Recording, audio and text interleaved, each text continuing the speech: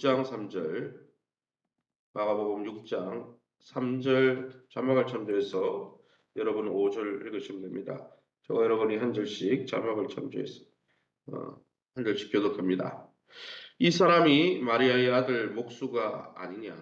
야고보와 요셉과 유다와 시몬의 형제가 아니냐? 그 누이들이 우리와 함께 여기 있지 아니하냐 하고 예수를 배척한지라. 5절입니다.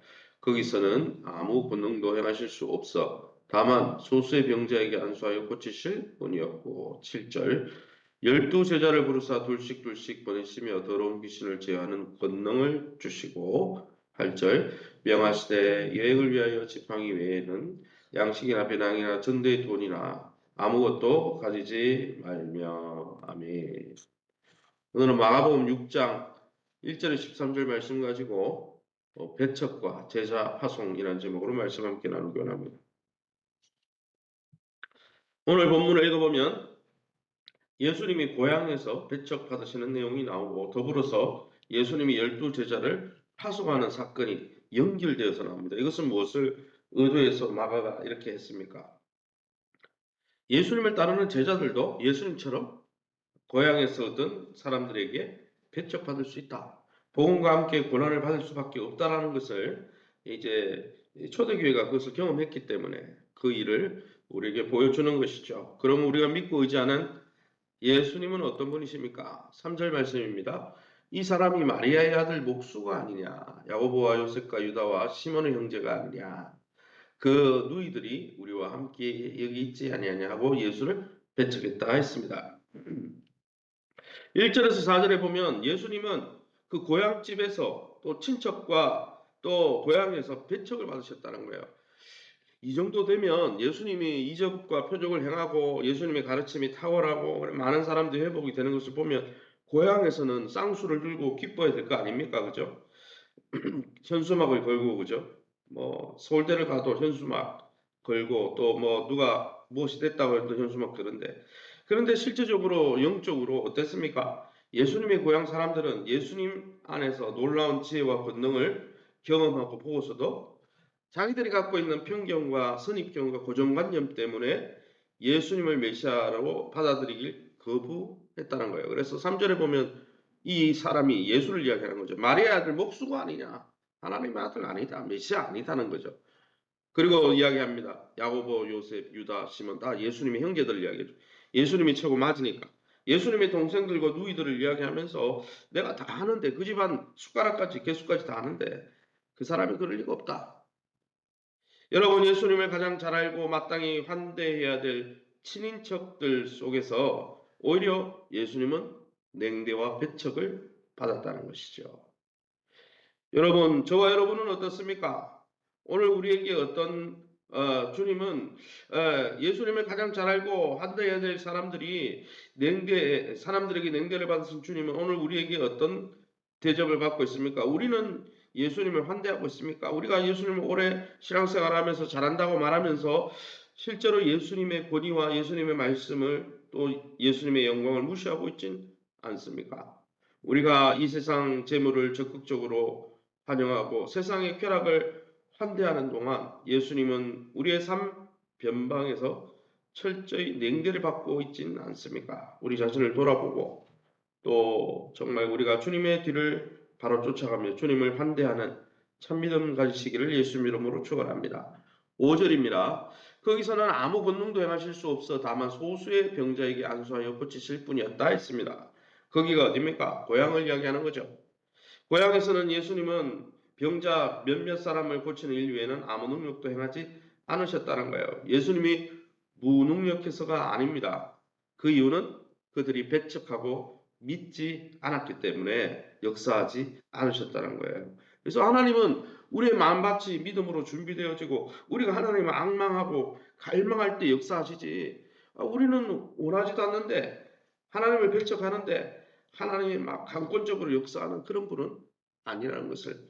그래서 하나님은 인격적인 분이라는 것을 알 수 있습니다. 인격적이라는 뜻이 뭡니까? 그 사람이 원하고 서로 소통이 될 때 역사가 나타난다는 것이죠. 일방통행이 아니라는 거예요. 주님은 이 마가복음의 이 기록을 통해서 우리의 믿음을 통해 하나님이 하나님의 나라를 경험하게 하시는 분임을 우리는 알 수 있는 것입니다. 혈육증 앓던 여인을 고치시고 야이로의 딸을 살리신 것도 성경을 마가복음 앞에 사건들이 왜 일어났습니까? 그들이 하나님을 갈망하고 예수님을 갈망하고 성령님을 갈망하니까 그 믿음을 통해서 예수님이 역사하시는 거예요. 그래서 믿음의 역사라고 그랬잖아요. 그런데 여러분, 마땅히 믿음으로 반응해야 될 고향 사람들, 예수님을 소위 잘 안다고 하는 사람들이 오히려 배척하자 예수님은 그들을 이상히 여겼다 그랬어요. 혹시 사랑하는 성도 여러분, 우리가 오래 신앙생활하고 성경을 읽고 교회를 위해서 헌신을 했는데 예수님과 가까이, 아주 가까이 있다고 생각하면서도 정작 예수님을 믿고 정말 예수님을 영접하고 예수님이 통치하시고 우리를 이끄시고 말씀을 통해 성령의 감동을 통해 이끄시고 할 때 예수님을 부인하고 예수님의 그 통치를 거부하고 살아가는 이상한 모습이 우리에게 있진 않습니까? 저와 여러분의 삶을 돌아보고 정말 우리를 이끌어 가시는 예수님을 인격적으로 사랑하고 환대하며 하나님을 갈망하면서 하나님의 통치와 인도를 받으시기를 예수님 이름으로 축원합니다. 7절입니다. 12제자를 부르사 둘씩 보내시며 더러운 귀신을 제하는 권능을 주셨다 했습니다. 이렇게 고향 사람들이 배척함에도 불구하고 여러분, 심지어 고향 사람까지 배척하고 배우자 가족들이 배척하고 이러면 낙심이 돼가지고 포기할 거 아니에요. 그런데 예수님은 그렇게 하지 않았다는 거예요. 고향 사람들, 가족들, 심지어 가족들은 예수님의 어머니를 포함해서 가족들이 귀신 들렸다 그러고 예수님 끌어내리려고 그랬잖아요. 이럼에도 불구하고 사람들의 배척에도 불구하고 가장 가까운 사람들이 배척했음에도 불구하고 예수님은 두루 다니시며 복음을 전파하실 뿐 아니라 12제자를 부르셔서 복음 사역이 더 확장되도록 하셨다는 것이 7절의 내용이죠. 이것을 통해 우리가 알 수 있는 게 뭡니까? 한편으로는 복음의 사역을 멈출 수 없다는 것. 그죠? 그것과 함께 복음을 전하는 제자들 역시 예수님과 같은 운명 공동체라는 거죠. 무슨 말입니까? 복음을 전하면 세상 사람들이 막 기뻐하고 즐거워하고 막 이렇게 쌍수 들고 환영하고 이게 아니라는 거예요. 세상은 사단의 권세 아래 있어서 세상 사람들은 하나님 나라에 대해서 선포해주면 고마워하고 막 기뻐하고 우리가 전도에 보면 그렇잖아요. 막 밥도 사주고 뭐 이렇게 여러 가지 이유로 하지만은 어떻습니까? 그들이 본질적으로 영적으로 하나님을 거부하죠. 그것이 바로 우리 교회와 제자 공동체의 운명이라는 것을 우리가 알 수 있는 것이죠. 그래서 복음과 함께 고난을 받으라. 사도 바울은 그렇게 권면한 거죠. 하지만 무엇입니까? 하나님 나라 복음은 어떤 박해와 시련이 와도 중단 없이 전파되고 결국은 마가복음 4장 30절에서 32절에 나오듯이 이 겨자씨 하나가 뿌려지면 큰 나무가 되는 것처럼 큰 나무로 성장해서 시냇가에 심은 나무가 과실을 맺고 풍성히 열매를 맺는 것처럼 그렇게 하나님 나라는 확장될 수밖에 없다는 거예요. 왜요? 하나님이 역사하는 나라이기 때문에. 그러기에 사랑하는 성도 여러분, 우리에게도 이 복음을 전해주시고 또 복음을 증거할 이 하나님 나라의 복음을 경험하게 해주시고 하나님 나라 복음을 전할 사명과 권능을 주시는, 그래서 오늘 제자들에게 권능을 주신다 그랬잖아요. 그 권능을 주시는 하나님 앞에 감사하면서 날마다 구하고 찾고 부르짖으면서 성령의 권능을 덧입어 하나님 나라를 경험할 뿐 아니라 이 나라를 세상 가운데 증거하는 저와 여러분 될 수 있기를 예수님 이름으로 축원합니다. 시간 우리 앞심에서 기도하기 원합니다. 복음을 전하는 일에 어떤 시련이 있더라도 주님 당하신 배척을 기억하고 인내하면서 믿음으로 이 복음을 증거할 뿐 아니라 우리 자신이 혹시 예수님 믿는다고 말하면서 예수님의 말씀에 대해서 또 예수님이 우리를 말씀과 성령의 인도 가운데 이끌어가려고 하실 때 고향 사람들처럼 배척하고 있진 않은지 아니면 환대하고 있는지 제자들처럼 우리 자신을 돌아보며 우리가 바른 믿음 가운데 우리 자신을 잘 세워갈 수 있도록 2024년 또 우리 한평생 예수 그리스도 안에서 순종하면서 하나님 나라를 풍성히 경험하고 그 나라가 얼마나 좋은 나라인지 이 땅에서 경험하는 그러한 계기가 될 수 있도록 그를 위해서 우리가 하나님 나라를 어떻게 이행하고 누려야 될지 일대일 양육을 벌이고 있습니다. 이 일대일 양육 과정을 통해서 우리 온 성도들이 그 유익을 얻을 수 있도록 세우신 교회와 좋은 관계를 맺게 하시고 주의 부으시는 성령과 주의 몸된 교회 안에서, 성령 안에서, 교회 안에서 우리가 한 믿음 가운데 함께 하나님 주시는 변화와 성장을 경험할 수 있도록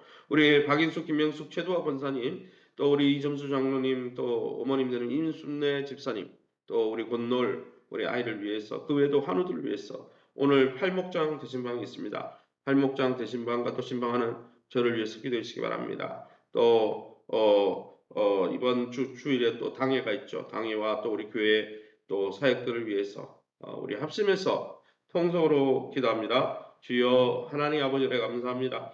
하나님의 놀라운 은혜 가운데 이 새벽에도 저희를 주의 보좌 앞으로 인도하시니 감사합니다. 하나님 아버지 고향 사람들이 예수님을 배척하고 아버지 환대하지 않자 예수님은 어떤 능력도 구원도 베푸시지 않았던 것을 봅니다. 날마다 하나님 나라를 사모하는 우리가 되게 도와주시고 하나님 나라를 사모하기에 주의 말씀에 귀를 기르며 마음과 뜻과 정성과 힘과 목숨을 다해 주님을 사랑하는 마음으로 우리의 미간과 문설주에 주의 말씀을 새기며 주의 말씀의 쉐마 날마다 듣고 순종하는 하나님 기뻐하는 아름다운 하나님의 백성의 삶을 누리게 도와주옵소서. 복음을 더불어 아버지 증거하는 일에 우리가 어떤 시련이 있더라도 예수님을 통해서 성령님을 통해서 권능을 허락하실 때 그 권능의 옷을 입고 하나님 세상 사람들이 배척하더라도 끝까지 교회를 통한 하나님 복음사에게 헌신하며 믿음으로 살다가 마지막 때에 잘했다 칭찬받는 참 의로운 하나님 백성 될 수 있도록 축복해 주옵소서.